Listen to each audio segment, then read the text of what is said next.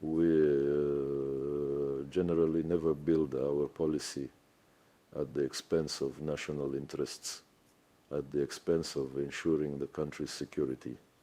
And the special military operation is precisely aimed at eliminating at the root, at the core, those threats that the North Atlantic Alliance has been creating right on our borders for not one day, not 1 year, but decades.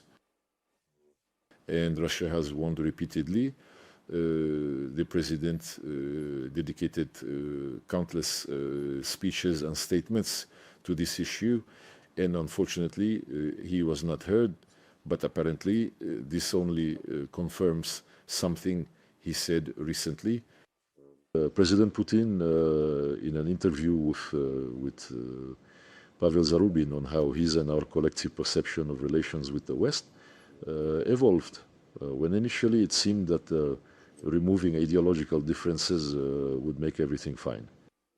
And then it turned out that the issue was not about ideology, but that the West never, regardless of what ideology was practiced in the Russian Empire, in the Soviet Union, in post-Soviet Russia, was driven only by geopolitical containment, suppression, or even direct military destruction of Russia, as has happened more than once in history. Therefore, of course, as Dmitry Peskov said, we want to understand what is behind this statement. 50 days. There used to be 24 hours and there were 100 days.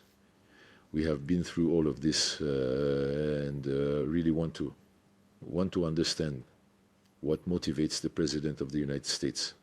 It is clear that he is under enormous, I would say, indecent pressure from the European Union and the current NATO leadership, who unceremoniously support Zelenskyy's demands to keep supplying him with modern, including offensive, weapons at the expense of more and more damage to taxpayers in Western countries.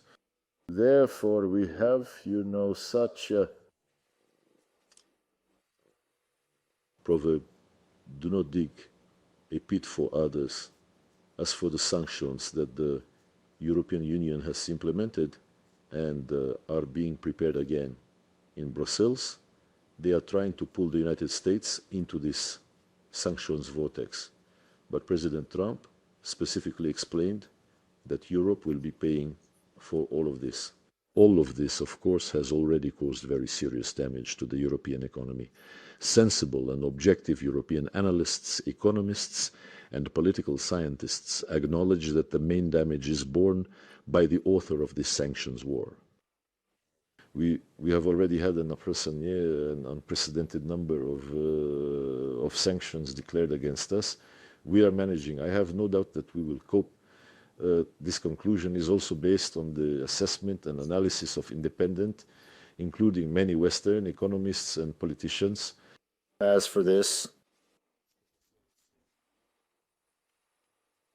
yes, but our trading counterparts, they hear what has been said, but it's hardly likely they can currently predict their actions.